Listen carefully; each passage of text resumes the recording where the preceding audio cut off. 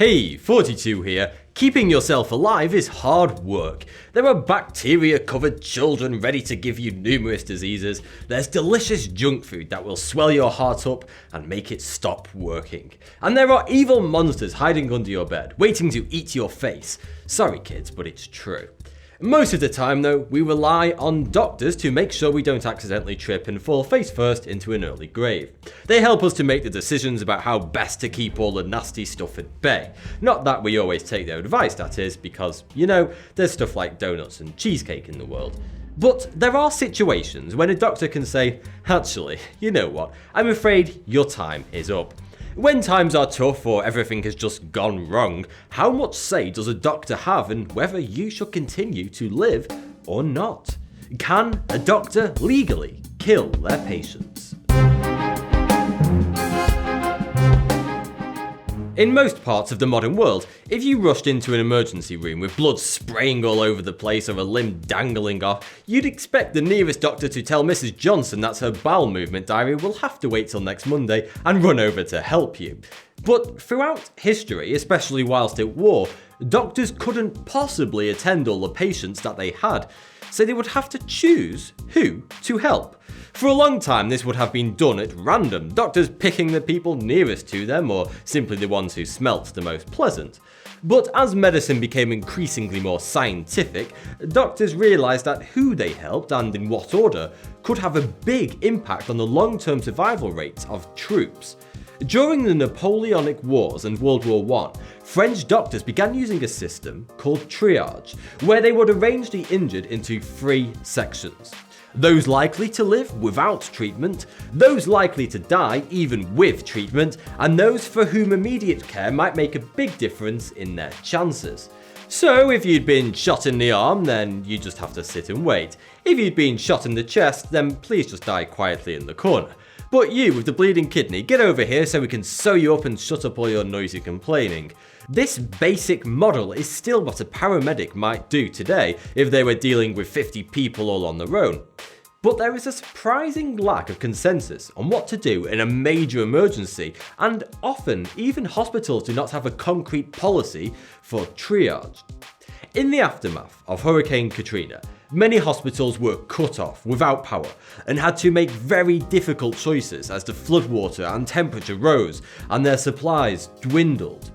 In Memorial Medical Center, New Orleans, a doctor and 2 nurses made the difficult decision to give lethal drug doses to some patients who were in a great deal of pain and had virtually no chances of survival.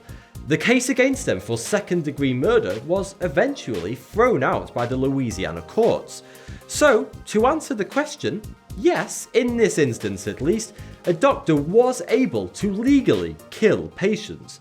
But its wider impact was a realisation that doctors needed a more concrete framework to work with in these horrible situations.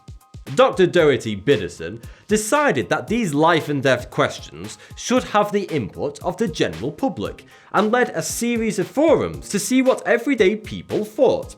There was general agreement that you should prioritise the people with the best chances of living longer. But once that has been set, how do you choose within those groups of equal chance survivors?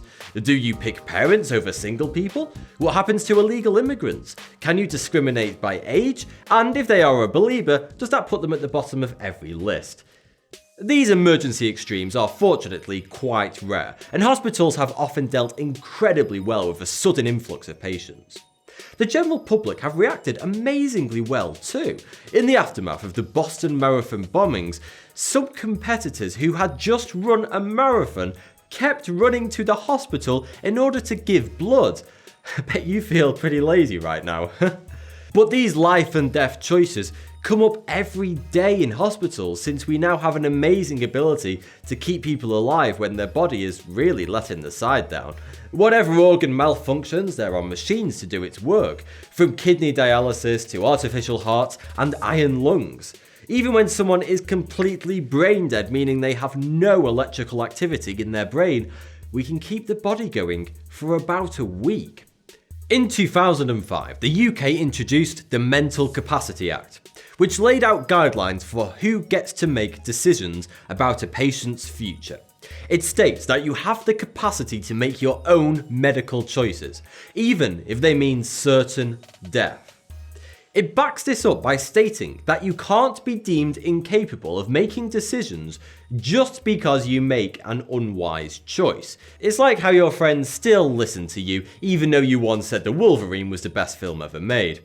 But if you are incapable of making that decision, then the choice reverts to the doctor, unless you have already selected a person to speak for you, such as a parent, a friend, or if you don't have any friends, then maybe nominate a fortune cookie you found on the shelf. So you are allowed to refuse care, even if it's necessary to keep you alive. But what about the opposite? What about when you're in a hurry to check out and you want the doctor to be a little generous on the morphine? Euthanasia was looked down upon for hundreds of years, especially among the Judeo-Christian religions, who claimed it went against the sanctity of human life, in the same way that people who commit suicide were not allowed to be buried in official cemeteries. But in 1870, a British schoolteacher called Samuel Williams gave a speech in Birmingham about giving chloroform to terminally ill patients. The transcript was published widely, and it sparked an important debate. In the US, the first attempt to legalize euthanasia came in 1906 in Ohio, when a wealthy woman called Anna Hall started a campaign after watching her mother fight a long and hopeless battle with liver cancer. Of course, this isn't just a decision for doctors, it's something the military have faced for a long time. A coup de grace, or mercy killing, has happened for centuries, when soldiers take pity on an enemy who is in great pain. SAS soldier Sergeant Colin McLachlan is currently under investigation for a claim that he did this in Iraq. Mercy killings violate the Geneva Convention, which are the rules of combat. As for the medical side of things though, right now, euthanasia is legal in the Netherlands, Belgium, Colombia, and Luxembourg. There is also the case of assisted suicide, where the patients themselves are the one to administer the treatment, usually some kind of drug. This is legal in 4 countries and some US states. But your best bet to avoid all of this scary life and death stuff is to just live a good, healthy life, and the next time your doctor advises you to stop drinking so much and do more exercise, you should probably listen, because remember, if he is smart enough, he can probably kill you and get away with it. Thanks for the view, subscribe for more. 42. A man known simply as Ziona has a grand total of 39 wives, and he is the head of the world's largest family. Welcome to what was the most densely populated place on Earth.